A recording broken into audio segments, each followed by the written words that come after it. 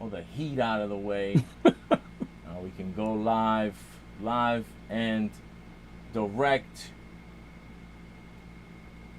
Let's make sure this shit is connected. Nigga, connect. Hold on, what is it Nigga, this is connect. Nigga. Yeah. All right. Yeah, Football this is back. loud, man. Thursday night kickoff. Dallas and Philadelphia. Fly Degenerates show. We are back once again. We will have the picks contest. We will have Moneyline Parlay. We will solidify our division winners and over-unders that I fucked up last week. My apologies.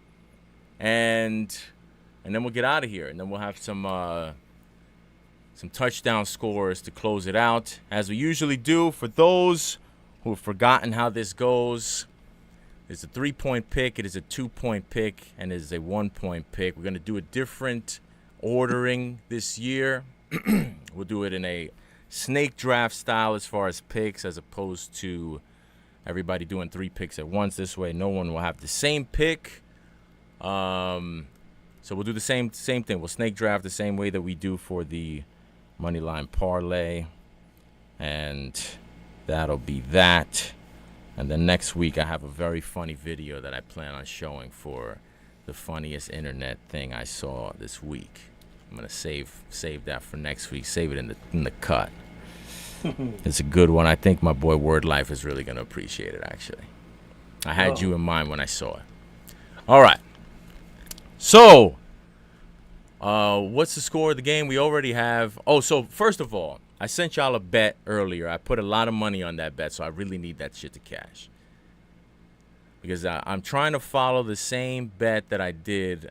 I don't know if y'all remember, but I did the same shit in the... What was it? I think it was conference championship weekend. I had Saquon to be the leading rusher in that game. And then I had... I forget who I had as a leading passer in another. Oh no, I think it was Jaden Daniels to be the leading passer, and that shit cash. So we're trying to copy that again. I just can't believe. I feel like that shit is a comfortable enough bet that for you to be able to get it at plus money, just those 2 legs is pretty. I don't know. I feel good about it. I just feel, especially given the matchup and the way that they play, I feel like it's gonna take a very unique sort of game for Jalen Hurts to have more passing yards than Dak. And I can't even imagine what kind of game has to happen for anyone on either the Eagles or the Cowboys to have more rushing yards than Saquon. Obviously, injury would change all that. But barring and not including injuries, I don't see how Saquon's not the leading rusher in this game, and I don't see how Dak is not the leading passer. Right. Yeah, No, I like it. It got up to it actually went up right before game time. Yeah, I jumped into it because I saw that the Saquon Barkley rushing yardage line was moving on different books. Like it was at and FanDuel had it at 90, I think 95 and a half, 94 and a half, and DraftKings had it at 97 and a half, and then they dropped it down. So I didn't know if people were trying to fade that, but Saquon trying to go in for the TD. All right, first quarter. So I think Jalen Who caught the Dallas, or who had the Dallas touchdown? Javonte Williams. Oh, the running back. Wow, okay. I think I benched him. How'd it get down there? Well, I tried to go back and I'm parsing what happened. Trying to parse what happened. It appears that Jalen Carter, before the game even really got started, it might have been on the second play, spit in Dak Prescott Dak Prescott and got kicked out.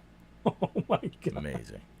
Unsportsmanlike conduct. So I guess my Jalen Carter over 2 tackles plus assists is in big trouble.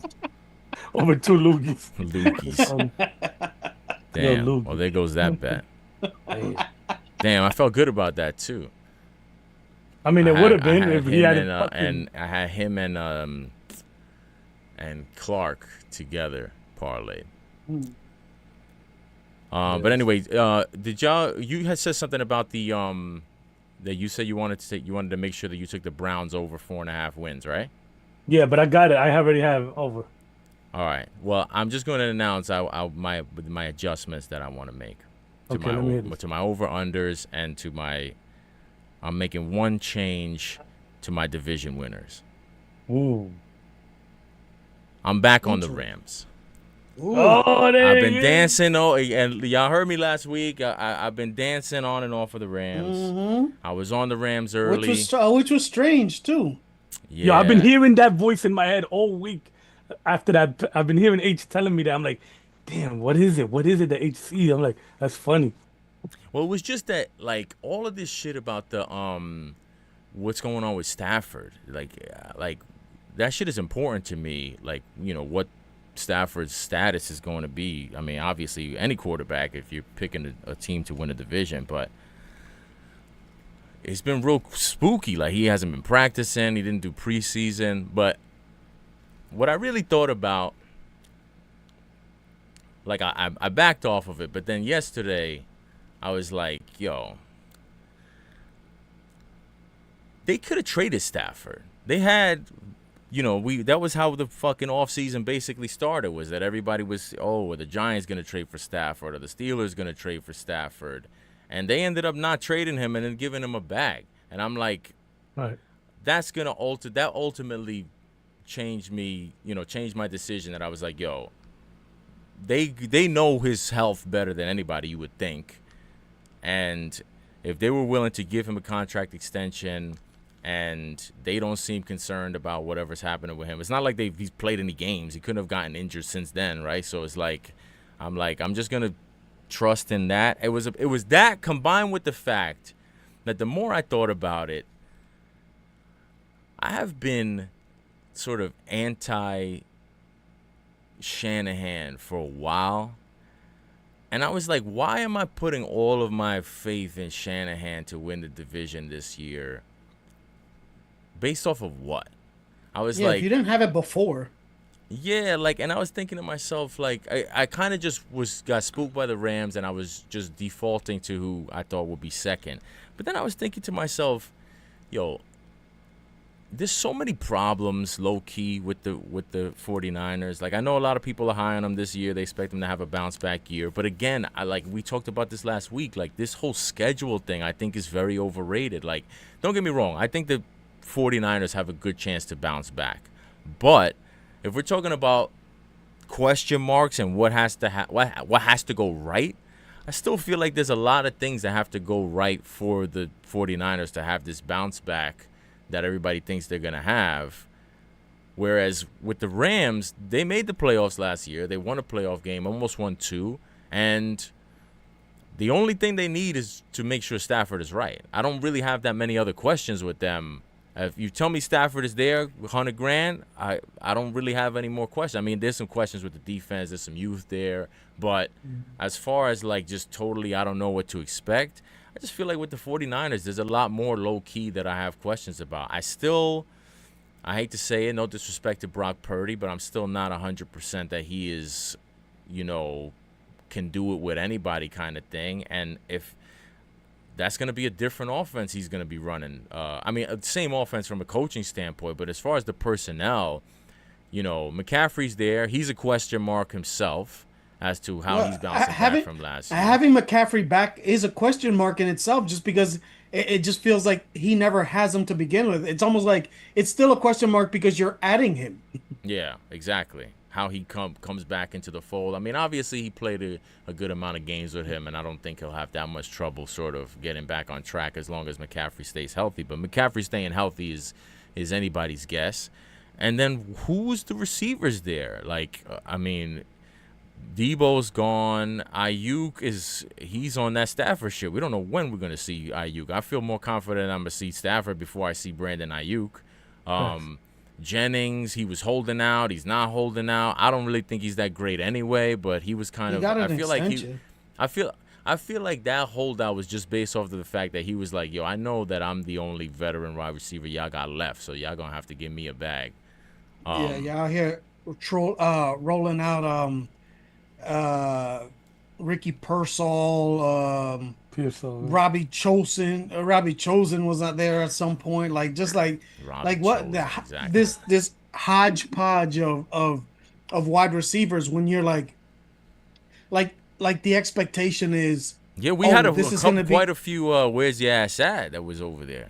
And that's what I'm saying. It's like, yo, and the expectation is that oh, okay, this is the 49ers. They're just gonna roll it back and they'll be, 10 and 10 and 7 or 11 and 11 and 6 or whatever. And that just because like that's what they do, but that's not what they have done. You know what I'm saying? It's just like the expectation going forward is always, yeah, they'll figure it out, but it's like, yo, all right, so you don't have Ayuk, you traded away Deebo Samuel.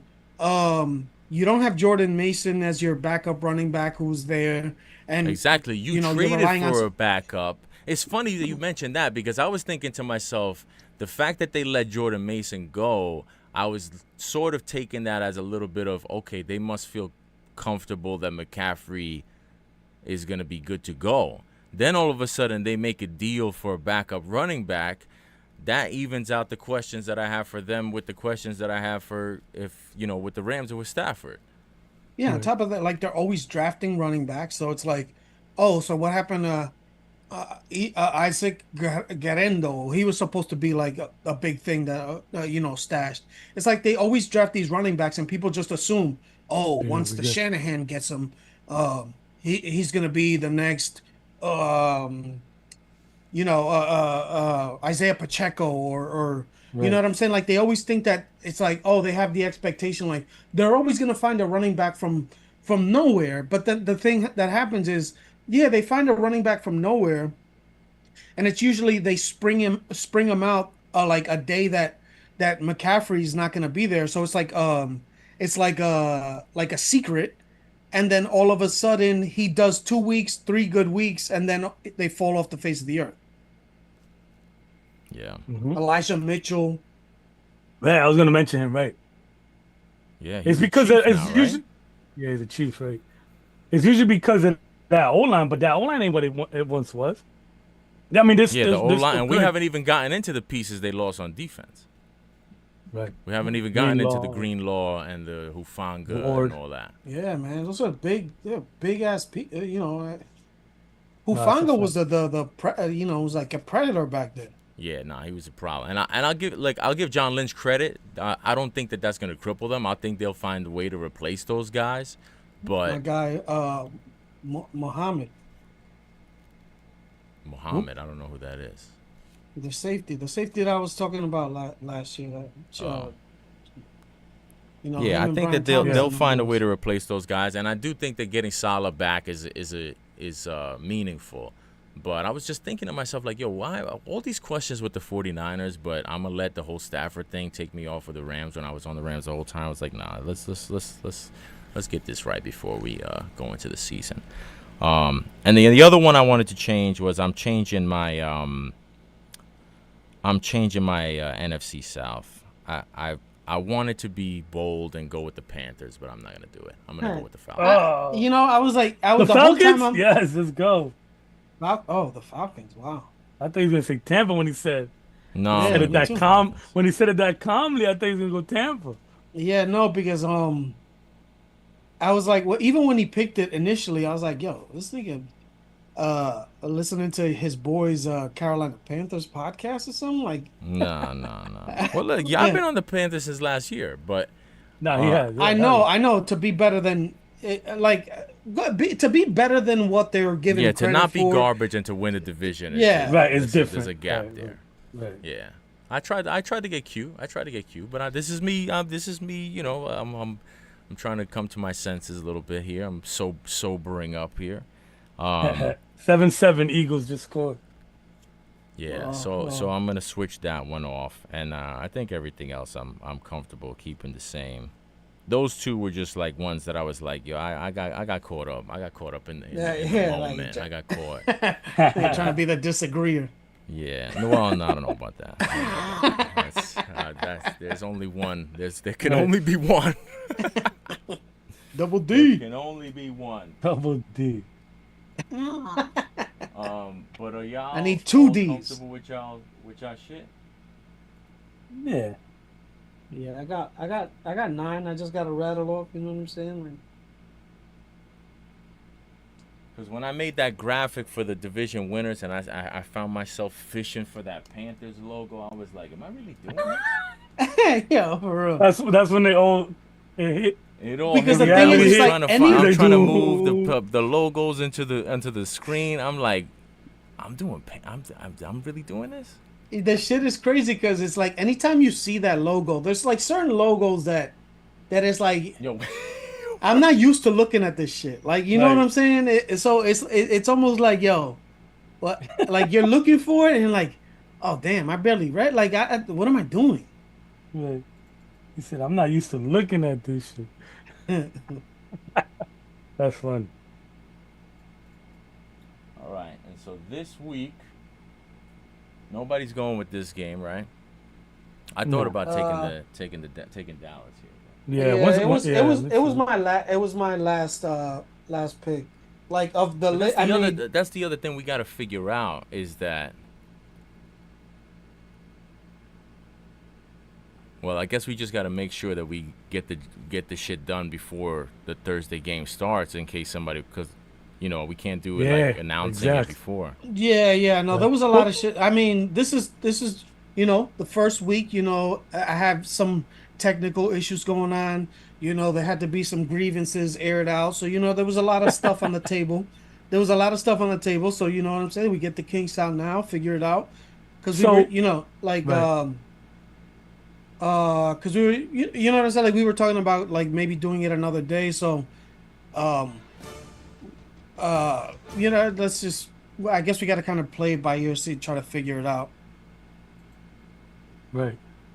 So I mean, we used to like send a text like before the game, like during the week or like before the game, be like, yo, just a heads up, I'm taking this game.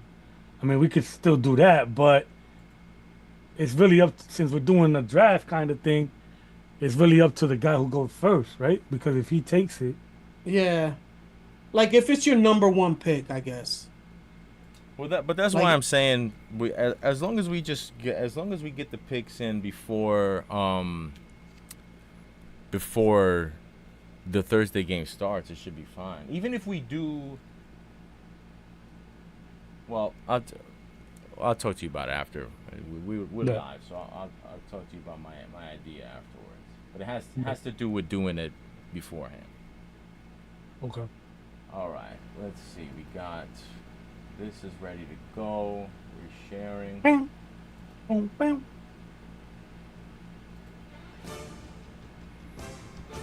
All right, and hopefully I get the audio right this time because I had the audio all off on last week's episode too. I peeped that. You should have told me. Preseason, baby. No, I peeped it after when you posted. All right.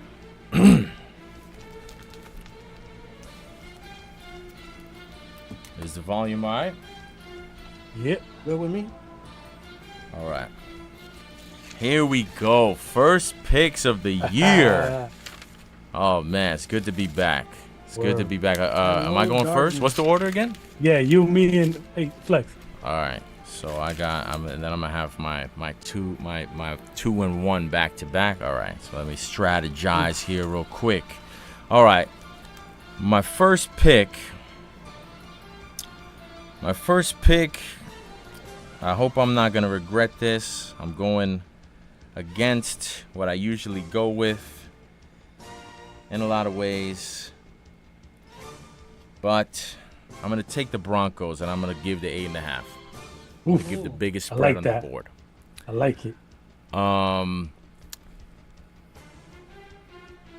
I don't want to hate on Cam Ward. I don't want to hate on the Titans. I think he and them have a chance to be good later in the year. I just feel like opening week, first pro game on the road against maybe the best defensive football, if not probably top 5. I feel like that's being very generous to say top 5. I would even say maybe top 3, but one of the better defenses in football on the road, hostile environment, in the altitude. I can see the gasping for air, you know, all nervous and shit. Yeah, for real. Like, I just feel like that's a real tough spot to put a rookie in where he doesn't have exactly a ton of support. I mean, at least you saw the rookies that got things done last year. Obviously, Jaden Daniels was super special. But there was a lot of things that I believed in with Jaden Daniels more than I believe in with the Titans. I still got to see this guy Callahan put this offense together. I do kind of feel like he and his pops are going to get the O-line right. I feel good about them being able to get a running game going to support Cam Ward. I just don't think it's going to happen week 1. And 8.5 is a big spread, but I don't know, man. I don't see how Tennessee is going to put up more than... I think if they get to 2 tutties and 14 points, I think they leave happy. So, and the Broncos obviously coming off of a playoff appearance. I'm not as high on the Broncos as everybody else is throughout the whole season, but in this one spot, in this one game, this is my favorite play. So I'm gonna take the Broncos. I'm gonna lay the 8.5. Love that pick. 3-point pick. I love that pick. That's a great pick. All right. Much like you, I hope I don't regret mine. I'm going with the New York Giants at Washington, getting 6. We play Washington well. We got a little better. So not much analysis, but just I think it's a division game. We're gonna keep it close, man. 6 points is a big number. Alrighty. So that brings me with my first pick. I had my top pick actually overall, and that's the Bears plus 1.5 over the Minnesota Vikings. I like this. I mean, they're at home. You know, you're with a rookie quarter. We still can't. You know, we can't. The Vikings still have a rookie quarterback that nobody has actually seen. Like, it just feels like he's like a mystery man. He's been in the league. This is his second year. And obviously, it feels it's like he's gonna be playing his first game after missing all last season. It just feels like he's a mystery man that like nobody knows anything. It's almost like everything is like blocked off. Nobody sees any highlights of him. Like, it just seems like he's just coming out of nowhere. And I feel like versus this defense, hasn't played live football in a while. Like, I just feel like this isn't going to be the same where like Sam Darnold came in. Nobody was expecting it, but Sam Darnold has played football before in the NFL. Yeah, he's a pro. Yeah, he's a pro. So, I mean, J.J. McCarthy, the last time he played a meaningful football game was 2.5 years ago. So, I just think that going against this Bears defense in Chicago getting 1.5 points, I know it's not a big deal, but when we're talking about a close division game, I just feel like Bears. I feel like the Bears win outright, and them getting points just feels like It feels like the Vikings are getting too much credit here. Yeah, so I agree. I actually was surprised that the Vikings were even favored on the road. Yeah, it's crazy with the rookie quarterback like that. Yeah, well, it's a great pick. And the reason I didn't criticize Cheeks for his Giants pick is because with my second pick, I'm taking the Jets, man. Getting points at home also. I love how it turns into like when the Jets had Aaron Rodgers, obviously there was some hype, but there was all these detractors saying, "Oh, the Jets are not going to win this." Now the Steelers get it. The Steelers have Aaron Rodgers. He's already shown that he's not who he was before, and everybody thinks it's like, "Oh, he's going to come out with a vengeance." Oh, vengeance of what? Like this dude did whatever he wanted here. Like, I understand that maybe he has some feelings towards Aaron and Glenn for the way they got parted ways, but everything that's happened has just solidified why they parted ways to begin with. And he's a notoriously slow starter at the beginning of the year because of the way he's obviously done all of his like not being at training camp and everything like that. Obviously, he was at this training camp, but we have to go back a few years for him to get a win on week 1. Doesn't the Jets winning against the Bills 2 years ago when he tore his ACL Achilles doesn't count. So I just feel like the Steelers are getting a lot of credit for like how we've discussed. There's a lot of things that kind of feel un-Steeler like. Give me the Jets getting 3 points at home, man. I just feel like I just feel like the Steelers are getting credit just because of the Steelers, which I get, but it's still Aaron Rodgers. So give me the Jets. Great pick. Yeah. Great I have pick. more on that, but I'll wait till we get through the picks. But I'm right there with you. Yeah, that's a great pick. So I have to audible because that was such a great pick. So now I'm gonna have to go with H's Golden Goose, the Panthers. Getting plus Oh 3.5. wow, going against at the local Jets. home team. Damn. I gotta hide my head all week, but yeah, I'm gonna go Panthers. 3.5 is a big number. That hook got me. I had a couple other teams, but I think the Panthers and Jacksonville. The Jacks should. I know they're home, but 3, I don't know. I would have put that at one and a hook for Jacksonville, but I think the Panthers. I think you sold me on the Panthers last year. You were right on them. They were gonna get better, and they sure did. And I think that continues. And Jacksonville has a lot of new stuff going on there. So this is their first time really going out there and putting it all together. So, but while the Panthers, so give me the Panthers 3.5. Beautiful. I like it. I think that game's gonna be a shootout, low key. Yeah, hell. I think that the Panthers are gonna score. Let's put it that way. It'll be interesting to see if the Jags offense lives up to everything that it's supposed to be. If that's the case, I think it'll be a shootout, but who knows? All right. My last two. All right. I'm going to go. There's a couple spots I could go. Damn. All right. 2 points. 2 points, I'm going to take the Ravens. Ooh. I'm going to take the Ravens on the road in Buffalo as a road favorite. I think that this game is low-key an important game. I mean, maybe not. It's not exactly New England, Las Vegas, but it's a big game.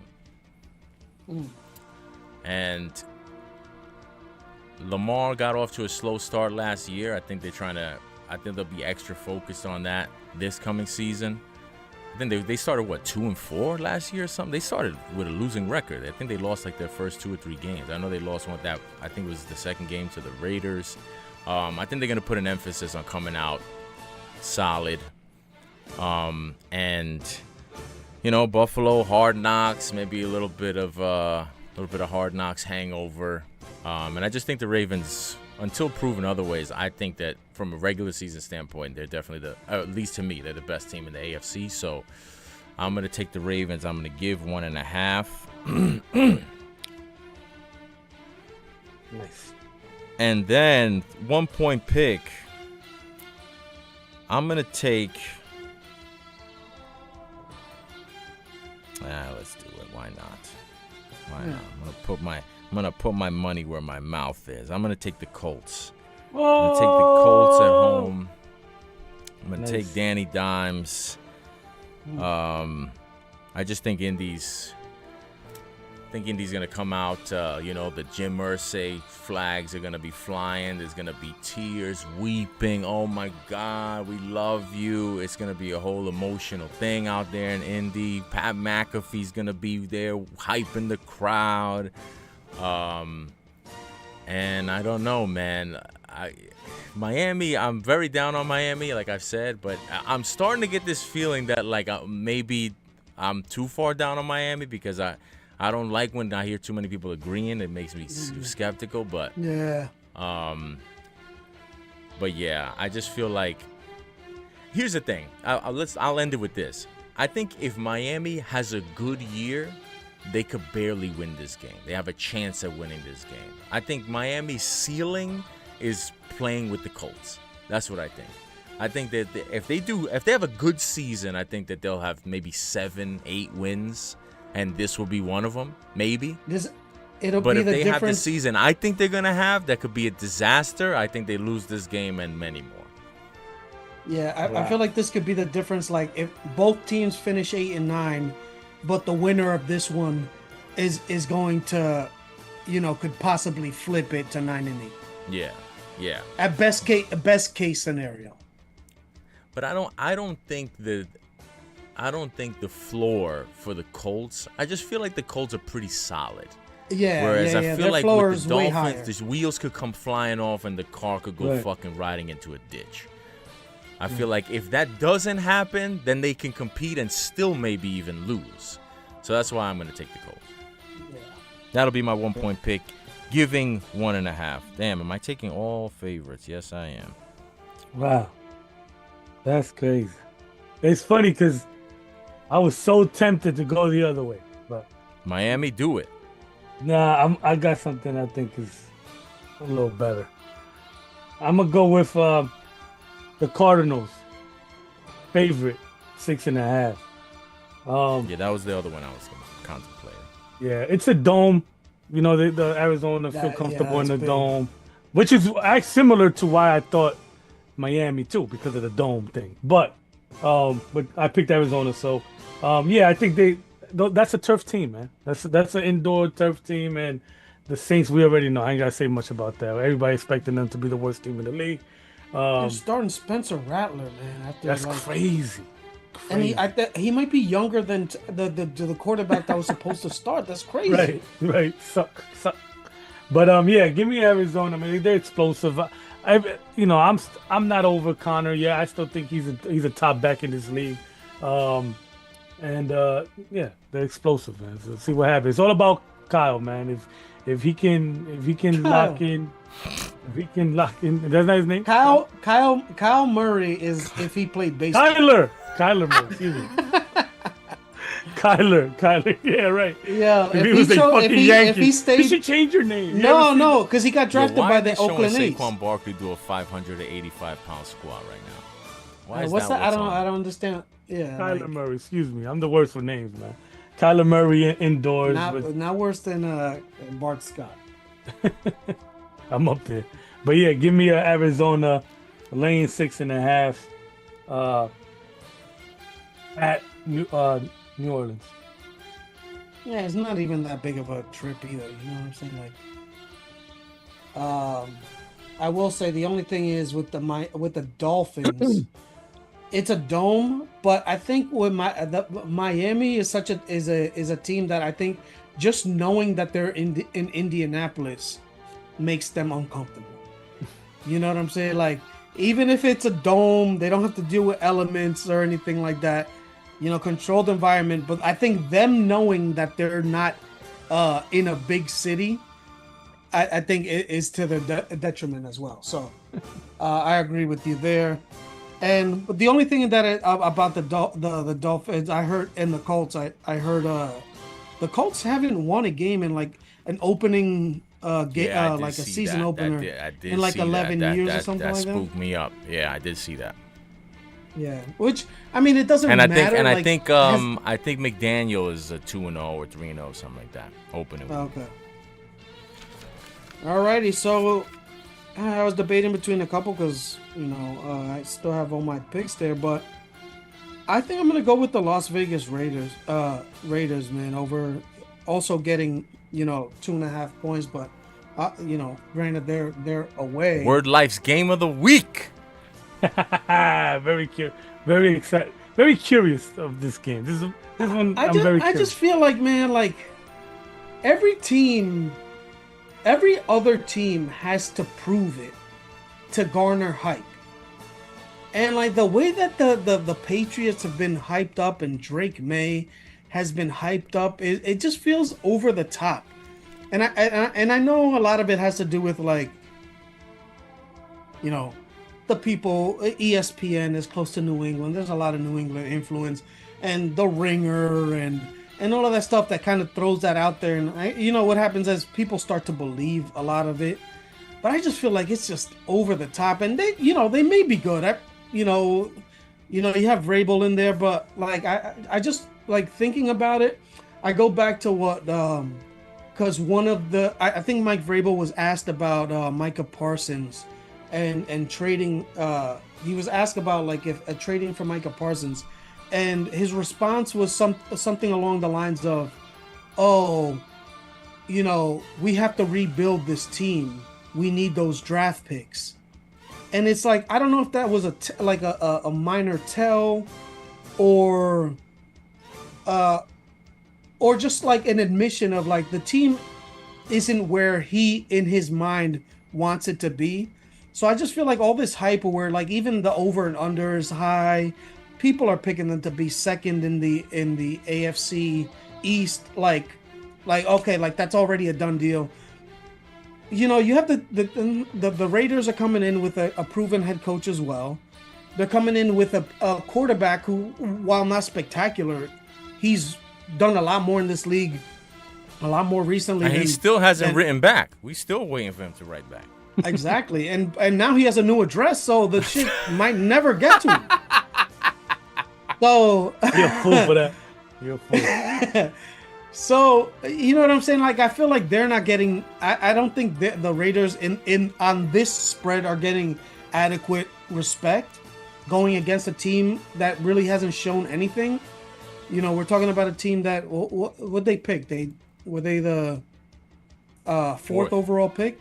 Yeah. So it's like we're going from a team that finished with a record to warrant the fourth overall pick, to like a team that's like a no-brainer finishing second is going to be a scrappy team. Like I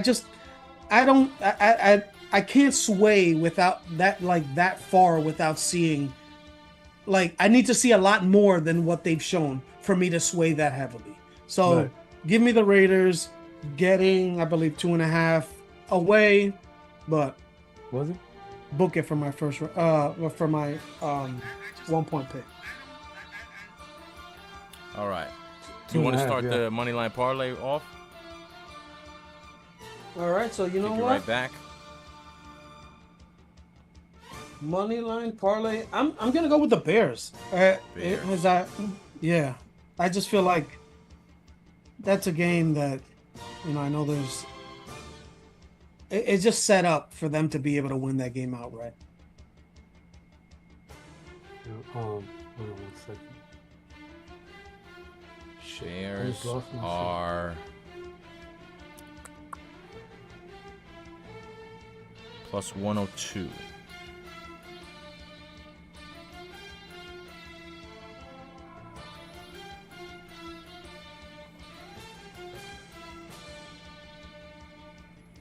Word Life, would you like to pick a winner for the moneyline parlay?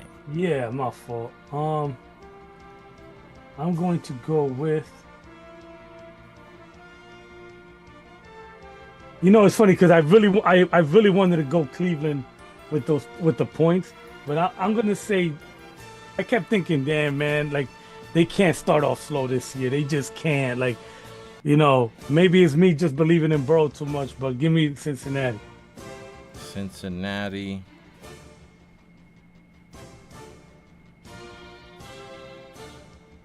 Minus 238.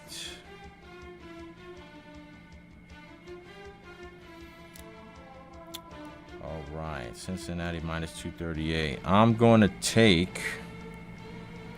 Oh, damn. Damn.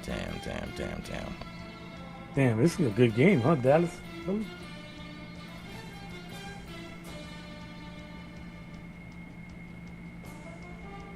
going to take. Shit. I love it.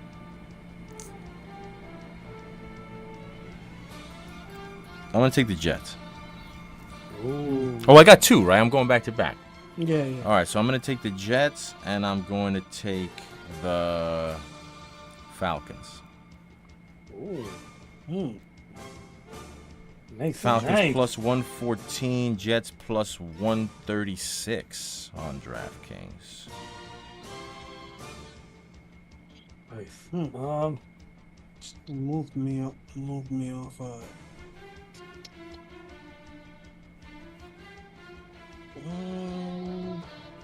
I'm gonna go. Oh, it's me, right? Yeah. No. Oh no, H Yeah. is in. No, it's you? No. I just went H, you to. went twice. Right. So, yeah. You said Atlanta, right? All right. So then it makes me go with. Give me Miami. Fuck it. Let's do it. Miami. That's almost even, right? For the. Yeah, they're minus 108. Colts are minus 112.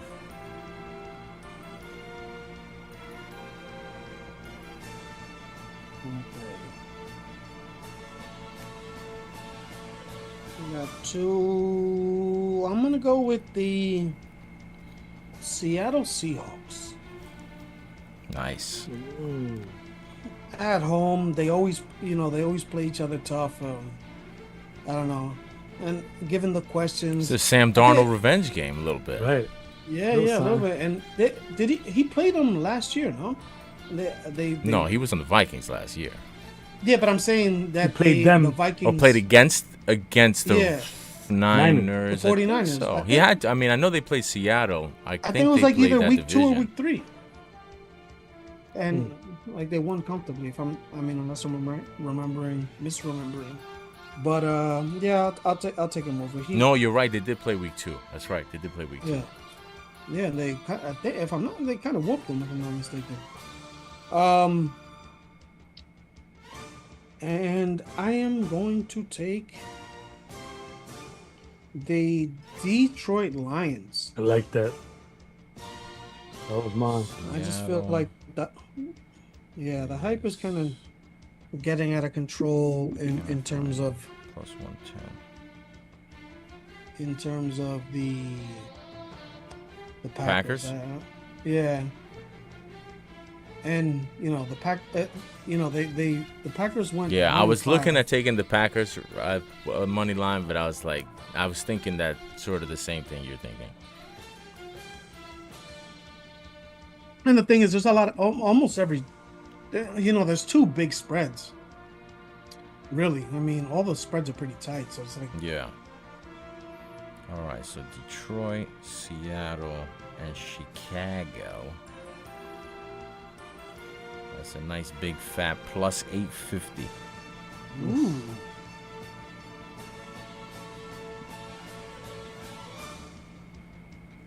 Damn, I want a plus. And Word Life has Cincinnati, Miami. Give me the Panthers. The Panthers. Taking the Panthers? Yeah, the Panthers. Panthers plus 154. Jack Black and the boys. That has you at plus 594.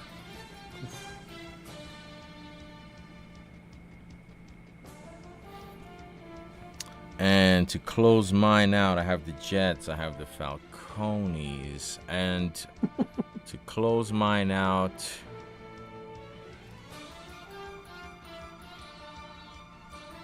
oh man, I hate to do this. No. I hate to do this, but I'm gonna have to do it. I'm gonna have to do it to Don't my do it, mans. Don't I'm gonna take Houston. Take the Texans at the Rams. That was my. I got spooked when you went back to the Rams. That was my number 3 pick in terms of like the order that I had, like in the how I had them stacked in case you guys picked them. Yeah. That was my 3rd, like behind the Bears and the Jets. That was my 3rd pick. Really? But you spooked me with getting back on the Rams, so I was like, you know what, let me fall back. It's funny. Yeah, that I mean, was one of my backups. One of my backups too. I just feel like I still believe in everything I said about the Rams. I think that, Stafford will be fine and they'll be fine.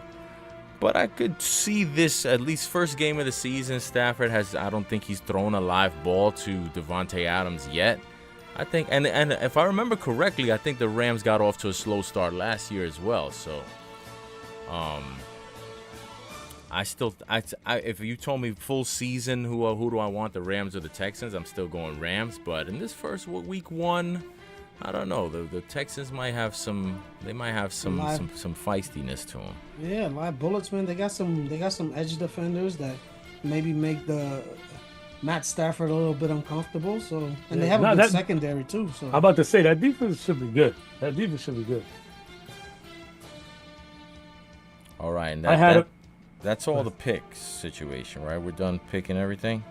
Yes, sir. Yes, sir. Yes, sir. Ski. I was thinking about doing a reverse where we try to pick a team, where we do like a survivor. But instead of picking a team to win, we pick a team to lose. Ooh. Like a reverse survivor, murderer, serial killer. Yo, that'd be type dope though to actually do a survivor. A cadaver pool. Yo, wait, you want to do a survivor? That's a great idea. I mean, what you're saying. Either one, I'm cool with whatever. Well, we could do whatever right now. Now's the time. It's the first. I mean, now's the time. Unless you want to open it up and get more people involved. I mean, like a weekly survivor would be dope. We don't talk about it now. We could talk about it later on, and I'll figure it out. But all right, and so I wanted to get into, because I did want to add a little bit to what you were saying about the Jets, because this was something I was thinking also. Right along the lines of what you were saying about, sort of the way that the Jets are discussed, and because I'm thinking to myself, the way that the Jets are like so not predicted to finish last in the division and all that shit. I'm just like, yo, people are so fucking fake, because there were so many people that when Rodgers joined the Jets, and I think that this is something that happens, and I'm not trying to get too deep into it because I don't want to sound like a lunatic, and I don't think any of this stuff really matters at the end of the day. But I get the feeling that there's like this low-key, or at least there was with the whole Rodgers thing. I feel like a lot of the Rodgers to the Jets sort of train that people were jumping on, I feel like it was very disingenuous, because I feel like there were people that it was a very easy position to take, because it was like, hey, I picked them. If they end up doing well, I'm right, and if they end up not doing well, they just get to be a punching bag. And I feel like that was a lot of the motivation behind the Jets' support that they were getting, when they got Rodgers. More so than actual football shit. Like I thought that Rodgers, if he could just be competent quarterback and just level up the offense a little bit, that it would make a difference. But it was based on football. It wasn't based on bullshit. And just the way that people are the way that people have done a complete 180 to a 180 to another 180 in the last 3 years with the Jets, when it feels like the only thing that has changed has been Rodgers. Like that shit's weird to me. Like, to me, that they're pretty much the same team, maybe even better, to be honest with you. Just from an overall roster standpoint. But I don't know. I'm right there with you in what you were saying about how, like, people give it, like, and the way that people flipped onto this whole, like, Rodgers was somehow wronged by the Jets. Like, that shit is crazy to me. That's nuts. Or that the Jets didn't succeed not because of Rodgers, but because they're the Jets. That's the laziest garbage that people are leaning on. That I'm just like come on, man, get out. I was gonna send the link of, like, because Garrett Wilson was interviewed today, and I was like, and I saw it. It popped up a bunch of times, and I was like, I was about to send it to you and be like, because the question was, about Rodgers or whatever, and they asked Garrett Wilson about him. He's like, and he answered, I haven't talked to him since he left, and I was just gonna send it to you and be like, yo, I thought Rodgers loved, all, had this connection, and everything that they saw was was overreaction, like when they had a little, dust up and they were talking demonstratively or whatever, and like, oh, how he loves his teammates and all of this stuff. And I'm like thinking to myself, okay, so you didn't, so your wide receiver, clearly that means that there was something at last year, especially after that they traded for Devontae Adams.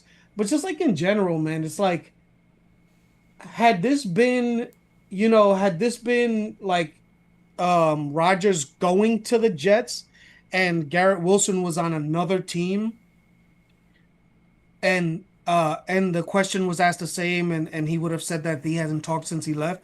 If Rodgers had gone to the Jets, it would have been like, you see, everybody's been talking about how he's, he's not loved by his teammates and everything like that. And it's just like, yeah, it's like all of this stuff is just to like, it's all low hanging fruit.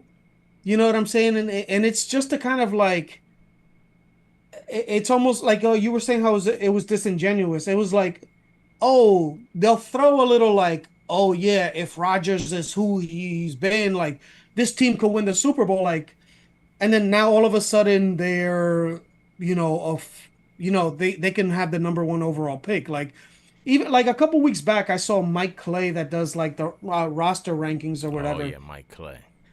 and I remember last year he had the Jets like number 3 or 4 overall, like overall roster, right? And then like I heard like a couple weeks back like that he had him like 27th or 26th or 28th, somewhere in that range. And I'm like, uh every like it seems like everything besides Devonte Adams, which wasn't included in his initial rankings because he does these rankings at the beginning of the year, so this Yeah. didn't include Devonte Adams. So everything that he said back then warranted the Jets being number 3 or 4 overall in terms of like overall roster, right? And then all of a sudden they lose Aaron Rodgers, who demonstrated that he wasn't that good, and they fall over 20 spot. It just doesn't make sense to me. Yeah, I don't know. I don't know, man. Sometimes I just that's why I don't really pay too much attention to what these niggas say, because sometimes I feel like they already know what they say before anything happens. Like the picture that they're gonna paint or the stance that they're gonna take is already decided before It doesn't anything is matter what played, happens. before anything gets Right. said. So A lot And- of oh, that and shit. There's speaking a of lot that, shit. speaking of that, there's another thing. I'm gonna flip flop a little bit here, because I don't think it's that much of a flip flop. Y'all can tell me if I'm flip flopping, but last week, right before we went on, Micah Parsons got traded, and we all talked about it, and we just kind of like I mentioned that I was like, yo, it's funny for me to watch this on the heels of watching the Cowboys documentary and just all the Jerry Jones shit. It was just kind of like, it was just weird, and I was like, great trade for the Packers, win our team, and didn't think it was a great trade for the Cowboys. But I never really thought that, because I just feel like we didn't really get a chance to digest sort of what the experts and what all the people were saying about the trade before we were talking about it, which I thought was good. I was glad that we were sort of like one of the first ones to talk about it. But now, after seeing the way that people have talked about this trade, and then more importantly, the way that people talk about Micah Parsons is a great pass rusher. But the one thing that kind of frustrates me about the way that people are talking about Micah Parsons, and this kind of frustrates me in general with the way that people talk about football, it's at least from my standpoint. Maybe y'all disagree with me, but people are always, it seems like, slow to, football changes fast. Like the way that teams want to play, what positions have value, which don't, what's important, what's not. They're always tweaking shit. There's always, the NFL is constantly figuring itself out, right? And I just feel like the way I was hearing people talk about Micah Parsons and how important he is and how great he is, it felt to me like a conversation from like 4 or 5 years ago. Like, to me, you look around the league now, that speed edge rusher 5 years ago, when Tom Brady was still doing his thing, when Rodgers was still, elite quarterback, when we were still kind of in that era, yeah, when you had to take these dudes down, a speed pass rusher had extreme value. And, I remember people having conversations about that being the second most important position on the field. It was, the quarterback and who can get to the quarterback. And the running back was dying. The running back was not important anymore and all this shit. Yeah. And I just feel like you fast forward now, 4 or 5 years later, maybe not even 4 or 5 years later, just as recently as maybe even closer to 3 years later. Like I said, the NFL moves fast. It's like, now I feel like teams countered the whole edge rush phenomenon. Teams went way more into prioritizing having a mobile quarterback, getting the ball out quicker. We don't see nearly as many downfield 5-step drop throws. I feel like Pat Mahomes is the pure example of it. Like 5 years ago, if you watch a game of Pat Mahomes from 5 years ago, the Chiefs, and now granted, they had Tyreek Hill, so he creates a different dynamic. But even still, it's not like they haven't had speed receivers. They don't throw the ball half as much down the field, and Pat Mahomes is not holding onto the ball and taking those big shots, and I mean shots down the field, not nearly as much now as he was maybe even 3-4 years ago. And I just feel like a pass rusher like Micah Parsons 5 years ago had more value than he does today. Like if you look at the elite edge rushers in the league right now, they're all on losers. Myles Garrett, Max Crosby. And then when you look at the teams that are having major success, it's all pressure up the middle. It's Chris Jones. It's Jalen fucking get thrown out of the fucking opening game Carter. It's Dexter Lawrence. It's like Aaron Donald, even though he retired. But like I feel like Aaron Donald was probably the first to sort of usher in this new wave of how teams go about pass rushing. Exactly. Right. Like that smaller, faster edge rusher. Like I'm listening to these dudes talk about Micah Parsons. Oh, his pass rush win rate. Nigga, miss me with that pass rush win rate bullshit. Like, nigga, what are you gonna do when every running back now flares out and they're running screens and exactly. quick dump off passes to counter that, specifically game plan against that? Right. Yeah, I just feel like the league is always looking to counter whatever the priority position is, and I just feel like all of the fallout I heard from the Micah Parsons trade, or maybe not all, but a large percentage of it, just to me sounded like they were talking about a football that I don't feel like I'm watching. I don't feel like I'm watching. Like people describe Micah Parsons, he's a game wrecker. I have not seen him as a game wrecker in the last couple of years. Like, yeah, sure, he'll get to the quarterback and make a big play. He's not like he's not getting sacks. But as far as a guy who you can't control what he's doing, like Aaron Donald was a dude that, like as far as the quintessential sort of how they describe it, they keep the offensive coordinators up at night. Yeah, I feel like niggas figured out how to counter the Micah Parsenses of the world at this point. Like Fred Warner last year, and because I remember this, especially against the 49ers, I'm like, Fred Warner was everywhere. He covering, running up the, stuffing the run, pass rushing. I'm like, that shit would keep me up at night. Kyle Hamilton, you know what I'm saying? Like hybrid players that, because it's like Micah Parsons has a hybrid body, which is like, who like Javon Curse, right? Back in the day, and he got all those sacks, but that flamed out quickly. If we're being honest, you know what I'm saying? Because it's like, all right, when they know that you can really only do this well, then what they're gonna do is they're gonna run it. They're gonna run it to you. They're gonna beat you down a little bit. They're going to take away. They're not going to take 5-step or 7-step drops and let you run off the line and then be at like run the quarterback to the spot that when you come around the tackle, you're going to be like a sitting duck right there. You know what I'm saying? It's like with pass rushers, you can give a lot of credit, but if you see almost pretty much every pass rusher that has changed teams, like that gets the big contract, that that moves somewhere else. Let's say Brian Burns, even like, okay, Brian Burns, he got better towards the end of the year, right? But at the beginning, it's like, you know, he was a little bit quiet because the thing is, it's like, okay, teams know kind of like how to get around certain things. Now, the thing with the Giants is like when you add other elements and that you make it easier for that person to shine, which they started doing towards the end of the season, and the defense kicked in. Then yeah, if you got all your shit together on defense, then yeah, of course that's gonna work because you have something for everybody.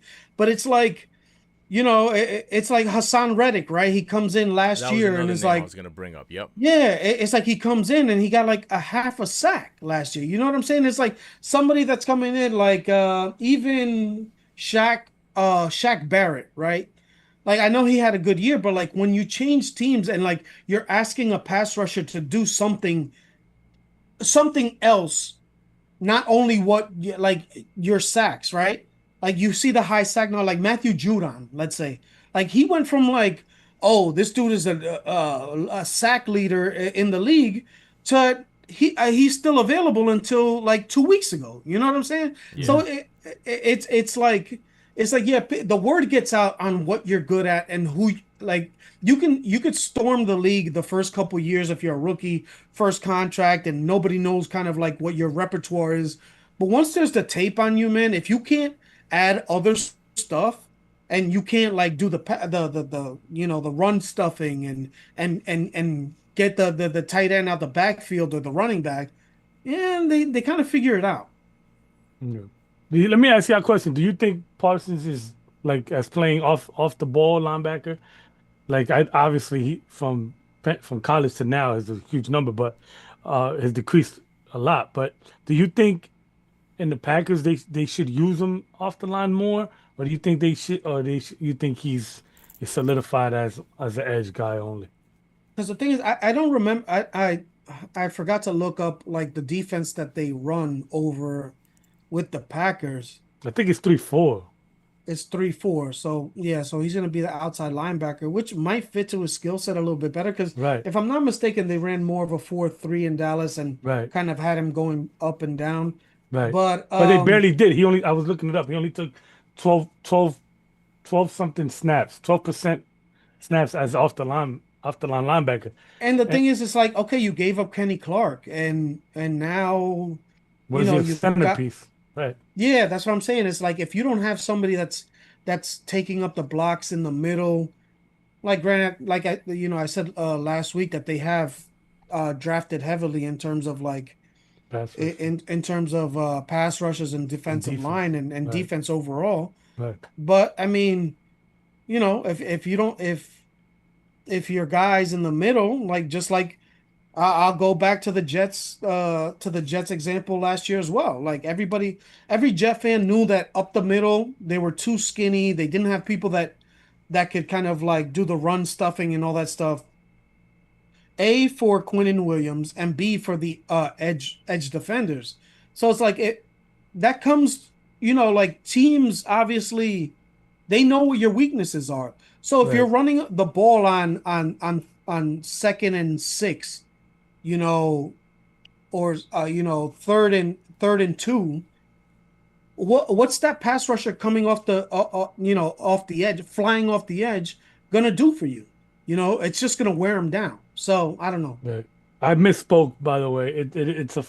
I guess they play a 4-3. I could have swore they played a 3-4 though, because of Clark. Maybe they switched up this year. Well, the one thing I will say about Parsons, I will say he would have kind of made sense with Dallas this year specifically, just because I feel like just based off of where their sort of strengths are, especially on offense, you figure they're gonna have to outscore teams. They're not really built to play ball and clock control with the running game, because they don't really have a proven running back or a proven running game right now. So I would say Parsons would have made sense just because you want to try to get up on teams and then you can unleash the edge rushers. But even so, I just feel like people were just taking it a little too far from my liking, where I just felt like they were talking about this guy like he's an automatic, I don't know that he was what they were describing. And I was just like, I just feel like people are a little bit slow to the evolution of the game sometimes, because right now what I'm looking at, the NFL that I'm looking at right now, the teams that get pressure up the middle and are able to disrupt those 1.5 second releases and all this shit, like, because it takes a little longer to come across the edge than it does to disrupt the pass play and blow up the pocket up the middle. And I think teams have learned to prioritize that, and that seems to be where some of these teams are having success.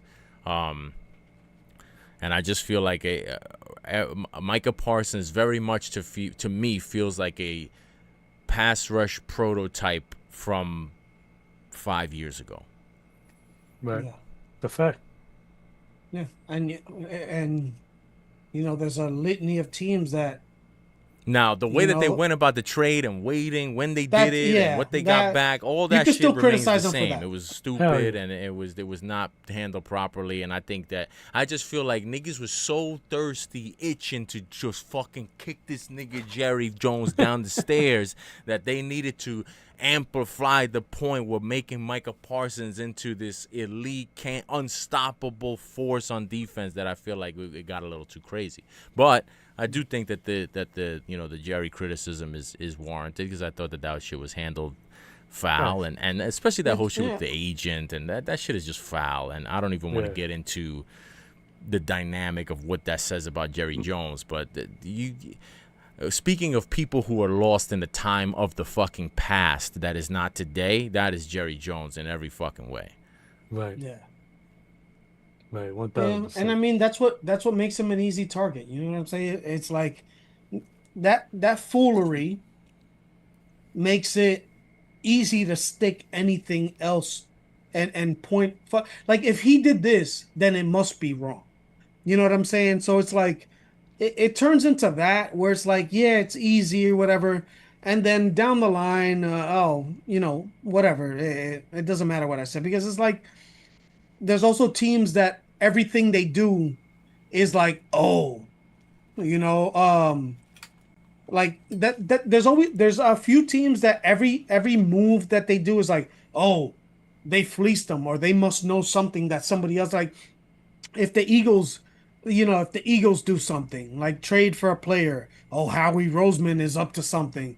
If the 49ers do something, it's like, once you get him into that system, it's like, you know what? How about you wait till he's there, instead of like automatically assigning that this is going to be like, knocked it out the park, Right. All right, so before we go, any other last hot takes, any thoughts before we get into the season? We got this fucking weirdo Friday game. That's just what we're doing now? We're doing every time we start the year, we're going to have a Friday in Brazil. That's how we're doing it? Well, the only game my girl's interested in is, in fact, tomorrow's game, but that's because Karol G is performing at halftime. Nice. Who? Karol G. Karol G? Mm. Not familiar. Me neither. La Bichota. I thought you were gonna say she's a big Swiftie. Actually, I didn't say you were gonna say a big Swiftie, but when you were building up to that, I was like, "Where's he going with this? It can't be Taylor Swift." No. That was kind of what I was thinking, but I don't know who Karol G is. She's very big. Actress?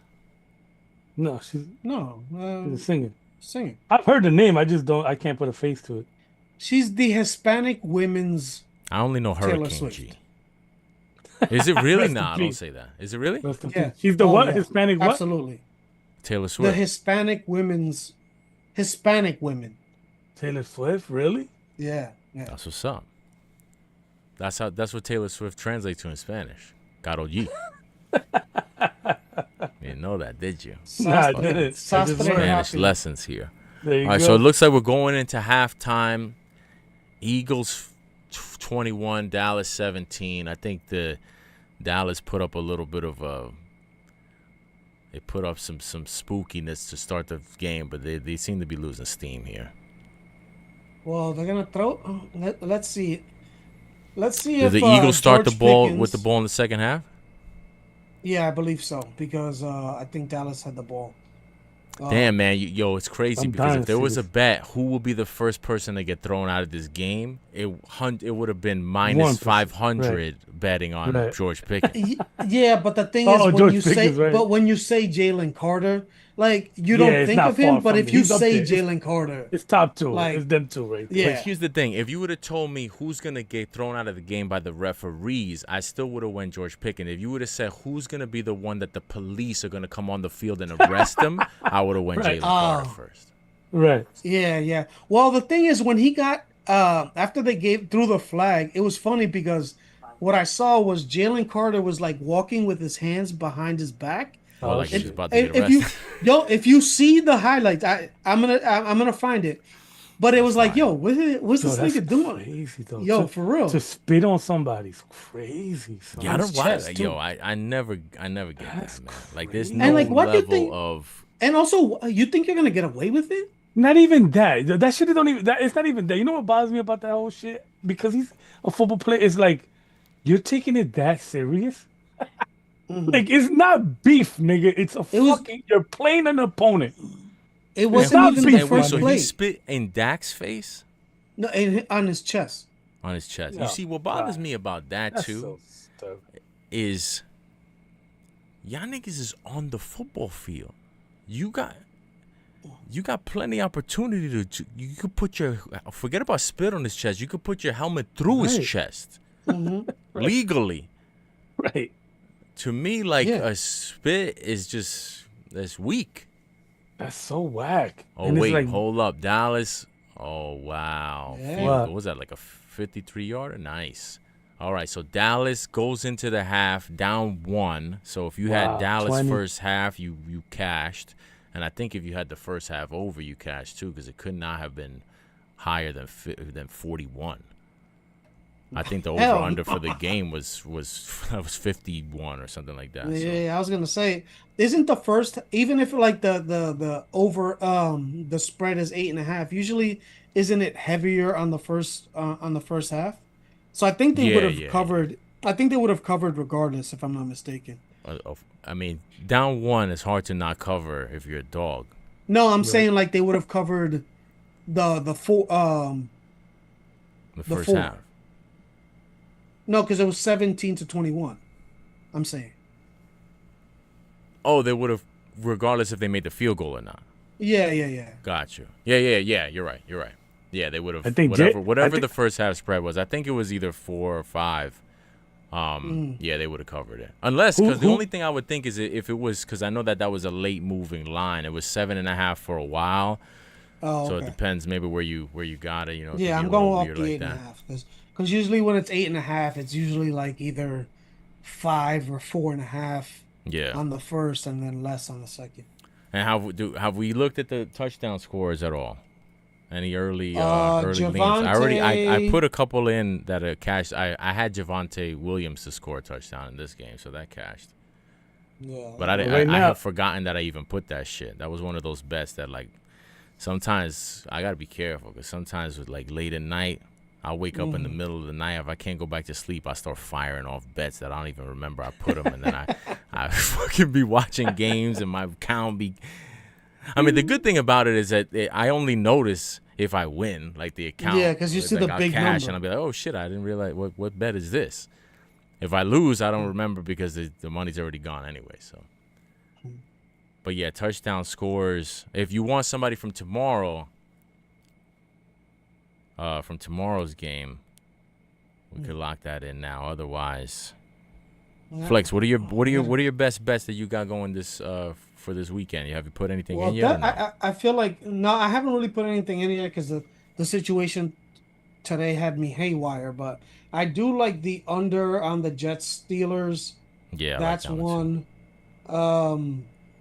Tomorrow, I guess we gotta figure because remember how there was concerns about the turf last year, so I figured either At MetLife?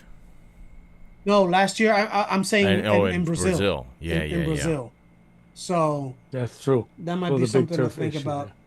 But it's Yeah. funny that you mentioned that because I went back to look at that game. I was surprised that was a high scoring game. Yeah. I Right. don't know. That's one of those Maybe the things, it's like- slipperiness was just as, if not more, impactful for the defense. That's what I'm saying. It's like it's almost like the anytime they say it's gonna be like snow or rain but no wind, Yeah. where it's like it's like the defender. Everybody thinks about the offensive player being at a disadvantage, but it's always the defender when it's not wind, because the wind obviously puts the ball, you know, actually changes the trajectory and it makes it easier for the defense. But with the floor, obviously, when you know where you're going, makes it easier for the offensive player. So, um, I don't. Maybe some wide receivers, going over. Maybe the passing yards over. Not so much In tomorrow's game. the running backs. Yeah. Which one of y'all drafted Golden from the Packers? Not me. Had me pissed. Nah, I don't think I did. Did I I? was tight. I You wanted wanted Golden. him? Somebody took him. George has gotten gold in every fucking draft he's done it. Yeah, I was thinking about getting him, but somebody sniped him. Yeah. But I don't know what his line is. That's the thing about the Packers is they have a very they're the first team to do. We've seen running back committees. They're the first ones to do receiver by committee. That's crazy because you know what I was about to say when we were talking about the Packers. It's like, how much are they going to invest in the Oh, you defense? see your man McCourty. That's your man McCourty. That's your favorite studio and analyst, right? Look at my man Chris Sims. He got the fresh Nazi cut. You see him? Oh, Nah, I gotta see. I gotta log in. I gotta that log. nigga. Yo, neighbors. Any neighbors? You know that nigga's plus- gonna polish his rifle before he goes to bed. I always love this set right here, the NBC halftime and pregame joint, because they got the two blacks in the middle with the two goose steppers on the right and the left flanking them. It was funny. I did this. I wasn't able to perfect the Photoshop to make the meme, but what I did was, I'll just describe it and you'll laugh. So I took that look where you have Jason Garrett on one side and Chris Sims on the other side, and McCourty and is it Taylor Rooks? Maria Taylor. Maria Taylor, excuse me. That's Maria. Yeah, Maria Taylor. They're in the middle. But what I did was I photoshopped them out and I put them in a car, and then I put them two like the state troopers standing outside. But they pulled them over. But I wasn't. It didn't look the way I needed it to look to really get the laugh. But the concept was there. I was like, yo, this is, and it was funny because it was one of the spots where they were standing. And Chris Sims is mad tall, low key. He's mad like tall, so he 6'4". was like towering over the two of them. It looked like they were sitting in a car. Mm-hmm. No, but what were you saying? Neighbors posture. is what? What's his Neighbors for a touchdown? You were saying? Anytime plus 145. 145. Nah, she's gonna bet the neighbors guess every that time. sounds about right. touchdown. He's gonna bet what? The every time touchdown. The every touchdown. Every drive touchdown. No, but neighbors don't count. What's the situation with the Giants running backs? Who would be the running back to take? Scatterboo? Is he even gonna play? I still think it's Tracy for me personally, but I think Scatterboo's one of those that's gonna eventually start taking all those goal line carries. But they love Singletary, bro. They love Singletary. So all right, so I'm gonna run through this real quick. Oh, sorry. What were you saying? You think they're gonna play Singletary? I think so. I think in their mind. Oh wow. I think in their mind, Singletary is the number one back.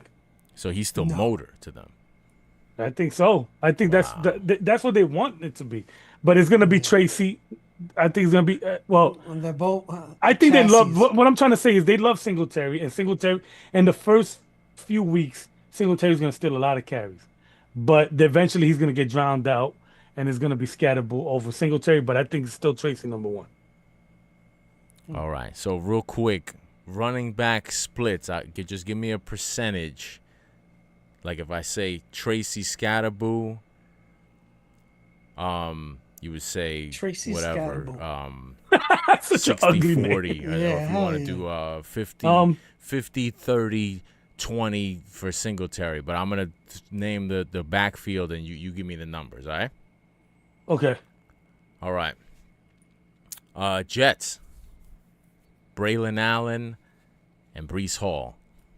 What do you think this touch split is there? 60-40. 60-40. Who? 60-40 Breece? out. Whoop no. Brees? 60-40 Brees? Yeah. Because I think they'll split them out too. Yeah. That sounds pretty good. I'll say 50-50. I'll say they'll 50, wow. What was it last year? It's like 70-30, no? Yeah. I think they're gonna try to. I think they're gonna try to make it 50-50. Like they're gonna really go. They really want to make it that way. Well, a 50. If you're including also like, I guess I didn't really take them into account, but if you have them both on the same, like Brees split out and then No, you're gonna have to have touches. Oh, touches. just Touches. Okay, then I stick by. I say 50. 60-40, maybe a little bit higher. Well, Brees' but way. if touches includes receptions, I don't think Braylon Allen's catching any passes. That's what I'm saying. He caught a few. He caught a few last year. Yeah, but those are dump offs. Like I feel like they're gonna actually utilize Breece Hall. I got you. But he has what I'm trying to. Braylon is. I think he's a solid catcher. He has shown that he can. Catch. Yeah, but he's more so. Yeah, he has shown it. Because I was gonna go into the Derrick Henry example, but it's unfair because like I saw Braylon Allen catch passes a lot more differently than I saw Derrick Henry when I was when I bet him to get 2.5 receptions, whereas like the only catches that he got were like some like stone handed. Right, and he surprised me how naturally he caught the ball. Like you don't expect the power back to be like so comfortable. Right.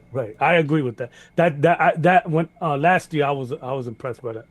But I say they really want to push 50-50, and I feel like Glenn's one of those guys that wants to be power over speed running back. Yeah, I get that vibe too. But Vera Tucker going down is gonna hurt Allen. I don't think it's gonna hurt that much, honestly, man. I know it's. I said Allen. I said it's gonna hurt Allen. No, I'm just saying, like I feel like it's they want everybody to overreact, but it's like, the Jets at this point, man, they're used to playing without AVT. Tucker, right? You know. I'm not even bringing that up. I'm done with AVT, man. Come on. I'm just saying. I was very upset by that. Come on. Nigga tore the other triceps, like. Nah, man. If you're made out of tissue paper, you can't play in the NFL. Get the fuck out of my face. So then you feel the same way about Thomas then? Who? Andrew Thomas. Laken Tomlinson? Andrew Thomas, Giants. How do you feel about that? You said Tomlinson, no? No, said Andrew Thomas. He said Thomas then. Oh, Thomas then. Oh, my Thomas fault. then. Andrew Thomas? Yeah. He's hurt? Well, we don't even know if he's gonna play week 1. Why? What's his injury? He hasn't practiced in like fucking forever. Oh yeah. I think it's last year's. Well, actually, honestly, the reason why I won't throw him away like that is because people have nagging injuries. They don't practice. Like, if he gets out on the field, I'll let him slide. When you have multiple season enders like this, I'm just like, yo, man, you're not holding up, man. Like, yeah, that's how I feel about Thomas right now. I'm almost like ready to be like, fuck it. Just like, you can't. Come on. He's without him, the offensive line is the offense. Trouble, that's no? like you saw the difference. That's why I'm so fucking annoyed about it, because it's like we know what one guy can do to that offensive line. Bro. And also the thing is with the left tackle, you're talking about a left tackle. You know what I'm saying? It's like, all right, but let me run through the rest of these teams. Go ahead, my fault. There's a lot of backfields I'm curious on your thoughts on. I was actually going to ask, but I guess we kind of have an answer now. I was going to ask about Dallas. Javante versus Blue versus. Don't they have? I think they got 3 dudes, or maybe it's just mainly Javante and Blue. Yeah. Yeah. It's funny because during the draft, I'm like, there was a point in time where it was like it was Devontae and there was a couple other guys, and I'm just like, I feel like that's the safe bet, like to Yeah. go Devontae. You know what I mean? But it's like, and there was other guys, I forgot who was there that I thought about picking up, but I was like, I feel like he's kind of the safe pick because it's like I don't really know much about Blue, and Devontae's definitely gonna get the fucking goal line. You see know what I'm that saying? stat? That they stat, put it's up? a Is that great what you were stat, made laughing? history, yo. Good for him. Who Look that? at Jalen Carter, the Jalen first. Carter, first player on a defending Super Bowl champion to get ejected in the opener. Nice. What a stat. What a great Jalen stat. Hurts, first Super mean- Bowl MVP to score 2 touchdowns in the first half of the opener. I mean, if That's we're doing actually this, surprising. I'm surprised that hasn't happened before. He got Wow. 90 yards already. He's coming after that rushing? parlay. Mm. That H parlay. It's Well, all right, I though, think because but Dak he is was up. my hedge, because I knew that it wasn't going to be Blue Yeah, or but Williams. Dak is up though. So I just went in on this guy's, Hurts' running yards over. Hey, so who's leading the touches right now between those two, Blue and Williams right now? I don't Is it know. a big- I haven't seen Blue get a touch, but I haven't Me been neither, locked yeah. in. How about you, I Flex? don't. I've seen another player, but I don't know what Blue's number is. So I think I've seen a 28 or a 20 in there. Oh, well, yeah, but Yo, everybody on he's the eventually gonna Cowboys has sneak. blue on. He's gonna eventually start taking snaps. I feel like. Yeah, like but I that- still Yeah, I feel kind like of feel that's like a this 70. question is more when the season ends, because Yeah. Yeah, I feel like Blue's gonna sneak in there because we all know what Williams is, man. He's a downhill runner, and he's like he eventually start getting bored. he's Like, the another fans one that if he gets hurt, I'm gonna throw him out too, because he can't stay healthy either. Mhm. So Javante Williams, 9 carries for 38 yards. Blue has not That's- a carry and not a target. I don't even know how many Yeah. snaps Oh, he's really? played. Yeah. The other running back, Miles Sanders, has 1 carry for 0 yards. Oh, look Where at is that. it? So they I know put his Miles. lessons They at. put Miles over Blue. Najee Harris or Amarian Hampton, Chargers backfield. What's the percentage split there? At the end of the year. Right. At the end of the year, I think it's going to be 65-35 Amarian. I say think 70-30 Omari. His dance moves, those toes, bro, when you get behind the line, you know what I'm saying? Like and you know that what's his name wants to run the ball heavy, so I don't know. I just Yeah. feel like Najee Harris is like, especially down at the end of the season, you're gonna see like Najee Harris is gonna get you what he's gonna get you. It's like 3 yards, almost like that. I forget who it was. I don't know if it was back in the day. It was Cedric Natron Benson? Means. I can't Natron believe this Means nigga is fucked up my defensive tackles parlay, man. I'm so pissed off about that. That's so whack. The I Natron thought like about Means. that that. shit To too. lose that When he- win like that is whack. When they asked them, they said something. It was like, yo, if you need 1 yard, I'm gonna get you 3. If you need 5 yards, I'm gonna get you 3. Oh yeah, that's the Like, best. you know Wasn't what I'm that saying? about Like- Najee Harris? Nah, it was nature. I think it was. Oh, he Natron was the Means back OG of that. Yeah. But I Yeah, feel like yeah, it's I've about recently heard Chargers. somebody saying Going something back to about the that. Chargers, Oh that's- shit, DraftKings voided it. Nice. Shout out to DraftKings for that. Oh, because they there didn't you have go. a play. They voided Right. that. That's leg. what saved you. That's ill.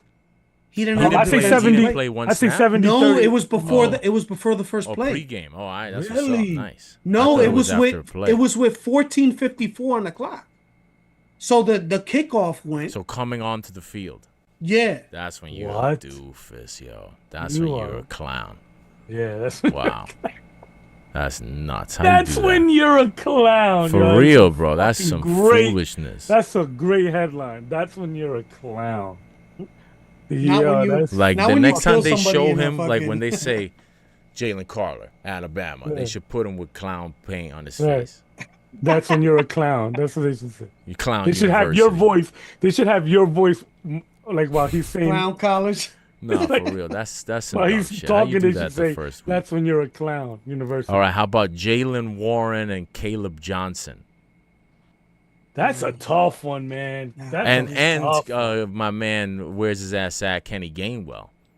Yeah, I Mm. just got him on Madden, and I was like, you see, Oh, every that's so what I wanted to say. That's right. I forgot about that. I think we need a Madden segment.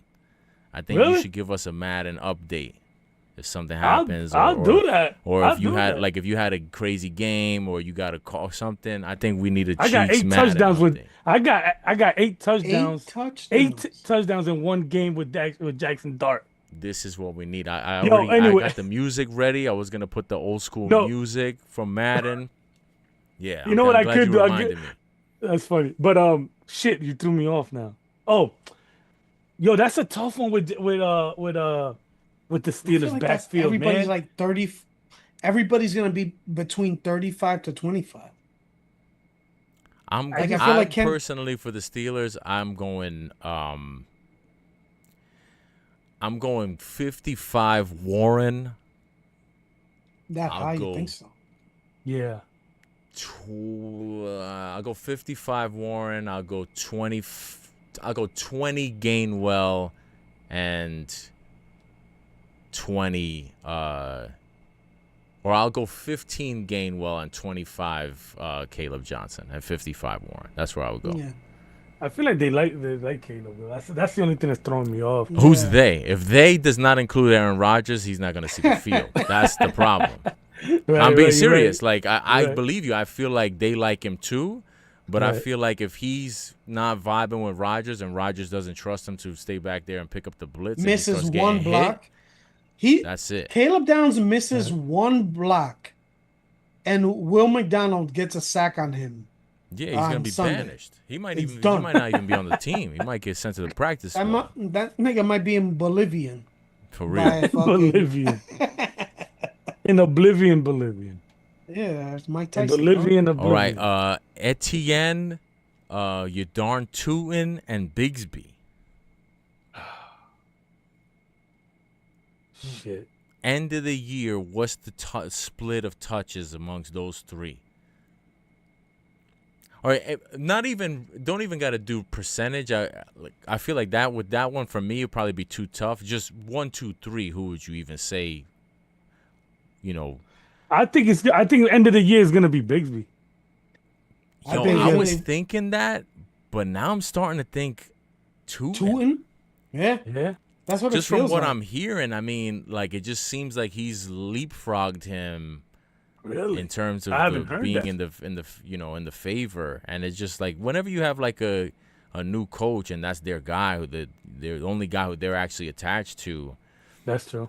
I mean, I feel like Etienne and also- Bigsby will both get their opportunities to start the year just out Yeah, of but I like feel some like- veteran respect shit. But unless feel like unless Etienne's one of gonna them be really last. starts balling, if Tootin does more with his early touches early in the season than either of them do, I think he'll be on his way to taking over the backfield. I mean, just Right. go back to And we seen Cohen do it with exactly. Irving and Rashad White. That's true. yeah, but that's also coming off of Rashad White having a great rookie. Great. I put it in italics or whatever, but Solid. I had a very good, rookie season. You know what I'm saying? As a running back for 2 years ago as well, and it's like, oh, this dude came in. All right, Right. we're gonna feed him, and Bucky Irving turned into, you know what I'm saying? Yeah. He hasn't done it. He only did it 1 year, but And Putting Tootin up- is similar to Bucky too. to Bucky Jones. He's darn too. He's darn Tootin. Yeah, I'm gonna try to catch the second half. What we got? All right. Let me just fire off the last three that I wanted to ask y'all about. Texans backfield. Mixon, Chubb, Pierce, Marks. It's a whole lot going on there. Whole A lot mash, going on. a mash unit. Man, I think Mixon's gonna be the number one guy when he gets healthy. But can he stay healthy? So by the end of the year, is he even fucking I mean, healthy? he's guaranteed to miss the first 4, right? Right. Yeah. I don't know if it's 4. I didn't know that. It's I 4. think he's starting on the PUP list, and I think that means, or whatever whatever list they put him on roster wise, I think he's guaranteed to miss the first 4 games. Yeah. Well, maybe that'll preserve him a little bit, and he'll Maybe he make comes in fresh. Yeah, I don't know. Yeah, maybe. I don't know. This feels like trading for a running back. And Vikings, Aaron Jones, Jordan Mason. Yeah. I think it's gonna. I think that's gonna be. I think that's gonna be 50-50. I think it might be 60-40 Mason. 60-40 wow. Mason. Yeah, I'm Yeah, thinking just 'cause a bigger 60-40 body. Mason. I might even go 65-35 by the end of the year. Just I think Aaron Jones might find himself as just third down back by the end of the season. Yeah, Wow. and like dump offs and stuff like that. Right. That's the thing. I feel like they, as quarterback coach, quarterback friendly, they love the dump off. So especially for a young quarterback like that, that's the only reason why I feel like they force him on the field more. But I see Yeah, what that you're makes saying, sense. 1000%. I see what you're saying, 1000%. And last but not least, this is probably the weirdest one. Commanders. You got Bill Krosky Merritt, right? You got Yeah. my man like Chris that. Rodriguez, and you Right. got I think low key look out for this guy Eckler's still McNichols. there? Eckler's still there, but I don't think know. when you I put could the see McNichols when you getting put the some run Jello too. pudding in the, you mix it up and you put it in the refrigerator. I think Bill Krosky. I'm Oh, sorry. you think? I was like, I was like, yo, where's he? what does Bill Cosby have to do with this? And then you put it all Right. together. Krosky Merritt? Because of Krosky Merritt? That's what that was? Yeah. I Okay. guess. So that's who you're going with? You think he's? What's the split on water to mix in the Jello pudding? Whatever that is. I think it's 1 cup to 2 cups? something like What? that. Yeah. Yeah. So 40, no. 60, 30, 10. Who? Merritt first? Yeah. Oh, wow. Yeah, I think I can see Merritt. And last but not least, I'll tell you about the big bet that I placed last night. Yo, why is DeAndre Swift? Why is his lines all so low for season totals? Who? Swift? DeAndre Swift? For the Bears? Yeah. I don't know. He was a Lion, right? He was over there with him, right? With For 1 year, yeah. yeah. Before he became the OC, though, I think he was still like whatever run coordinator Oh, or okay. whatever. Oh, okay. Well, they always He they did I 1 feel like year they in love Philly that and Johnson. then 1 year with the Bears, huh? I feel like they love that Johnson kid, right? Something R. Johnson. What's his Who name? loves him? I thought they loved him last year. I don't know that Right, they love him. that's I true. don't know that this new coaching staff loves him. Very I was high on very him good last point. year because the coaching staff loved him last year, Right. but I don't translate that to this year. Well, I look don't at know. his style. Is he more? He's more of a Gibbs than more of a Gibbs than a Montgomery, right? That was the word that Campbell was the one forcing Montgomery down on the field. So Swift would be the Gibbs version of that backfield. Yeah, I don't know. I think I got him to 'Cause go I'm trying to over think 1,000 who's the yards. other- I think that shit was like plus 340. I was like, yo, this is nuts. Oh, where do you put that? 1,000? Oh no, for 1,000? No, I didn't put 1,000. No way. No. I'm saying for him to hit 1,000. Yeah. He had 900 and I think he had 940 yards last year, something like that. Swift was with them last year. He was with the Bears last year, yeah, Yeah. and they were terrible. They had a bad offensive line. The offense couldn't get going at all, If they're even a slight offensive up, and I think that he was less in favor with that coaching staff than he will be with this coaching staff. Right. Speaking of the Bears, let me give y'all one before I go because I really want to watch the second half. This is my only day off to watch football. Loveland or Komet? What do you think that's gonna look like? Oh, Loveland. Heavy? He spent the 10th. Was it the 10th overall I pick? think pretty. Yeah, heavy, he's up there. Good. I think pretty heavy. I mean, I think it'll be like what I think it'll be. I think it'll be Bowers and Mayer over in with the Raiders. Like Mayer still got a lot of snaps. He still was getting like 2-3 catches like a game. But as far as like targets, obviously Bowers was their leading receiver. I don't think Loveland will be their leading receiver, but I think Komet, I think he might be in a contract year. I think they're probably gonna move off of him. He's been there for a little while. This is Komet, nigga. This is Komet. I don't know. And I know Flex took Tyler Warren. That pissed me off. Make me feel good. That I know he did. I think I got love. But since he did that, I made sure to early draft him in the other draft, so I got him in the other joint. Who did Paul, and that's between y'all. Who did you end up getting? Oh, tight end. Warren from the Colts. No. Warren, right? In yours? Yeah. Oh, and in mine I ended up with Kincaid.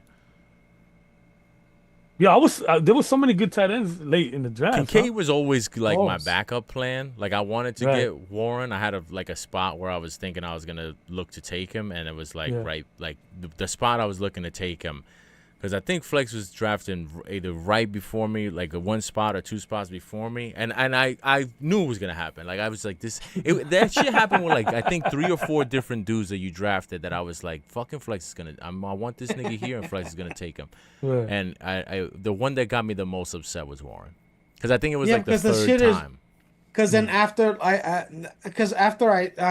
pick on the rap back, I have 19 picks before my next. So I'm like going down. I'm like, yo, I don't like any of these niggas in the next 20, and everything is not going to go according to plan. So let me just take the nigga that I want. It's funny. I only did 2 drafts. That's why I'm very, very thankful for the HFL, because that's like my only real draft. That's my only real draft. Just being honest. But I always wanted these 2, Loveland and Otten. Those are the only 2 tight ends. And Njoku was like, if he's there later, I'll get Njoku because that chemistry between him and Flacco is real. So I wanted those 3, but mainly it was Otten for Tampa and Loveland. I was like, I have to reach for Loveland. I feel like I have to reach for him, so I'm gonna reach for him, but then I'm gonna get Otten late, and it worked out like that very well. Now, why Otten? I just feel like he's got a good rapport with Baker. Yeah, but so do 10 other freaking receivers. That's my only thing. That's why I don't disagree with the Otten thing. I just feel like put up numbers. There's just so many targets there. Like for me, when I'm going tight end, I usually want a guy who's higher in the target pecking order. That's why I actually think Loveland. I don't know how, like, we've seen Ben Johnson prioritize Sam Laporta. That's why I'm like, if you're just gonna try to draw a comparison as to what we've seen, I feel like he's a faster, agile receiver than Laporta, I feel like he could be third when it comes to targets. I feel like Otten is when this guy comes back, when Godwin is back, he's gonna be like 4th. Right. I just feel like once Godwin comes back, I think that hurts Otten's value.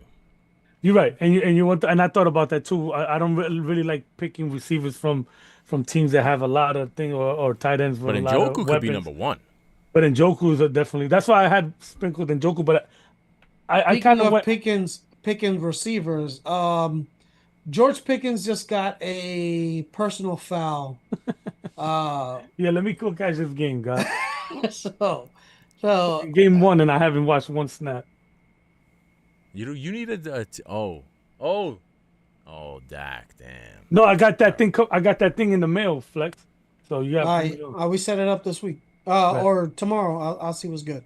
Well, tomorrow, More secrets. Checking the mail. Get it? Checking the mail. Stupid fire stick. Pause. Pause. Pause is right. Speaking of pausing, Well, all right, fellas. Gotta pause. Oh, on the whoa, first. whoa, whoa, Whoa. whoa. Oh, the whoa, box. Uh-oh. Whoa. Oh, I forgot about the box. It wouldn't have been. It wouldn't have been right if We wouldn't if have fully been did back. almost We wouldn't have fully been back. right. Right. All right. Come on. Should we do 3, 2, 1? Like, should we pair it how we do it, or should we just keep it the way we always do it? Nah, the box is part of 3, us, 2, man. I 1, say 1, 3, 2, 2, 3. What I the say heck 3, is 2, 1. bothering me? Right. All right, so is this 3 or 1? I say 3. 3. All right. 3-point pick for the box. The box is taking. Wow. Going up That's- against my 3-point pick and taking the Titans. You should feel very scary. I do. I almost wore that. I almost wore my Titans hat today. That's funny. I grabbed it and I was like, nah. Let me not. Truth be told, Oh. I won't be mad if the Titans get it done. What? I won't be Me mad. too. I won't be But mad. probability is low. But I don't I'm like regret you. it. I just, Like I saw a bunch of stats that supported the Titans, like Really? like more than a touchdown, week 1 underdogs, or like 25-7 or some shit like that. Like right, but that defense is gonna be too much. 2-point pick for the box. Detroit Lions, The Lions. and then the 1-pointer for the box. Dig deep in here. The G-Man. No, not quite. The Vikings. Minnesota Vikings. Oh shit. Titans, Lions, Vikings. Oh my. That's going. That was your 3, right, Flex? Bears. Yeah. Yep. Yeah. There's the box Wow, of one so though. both of our 3s, and nobody coming for the took Kings. Green Bay, right? Only in the nobody took Green Bay at all. Took the Lions in the money line, right? Right. Money line. All right, now we're officially back. We're officially All right, back. gentlemen. Happy Yes, sir. opening week. Enjoy the games. Adios.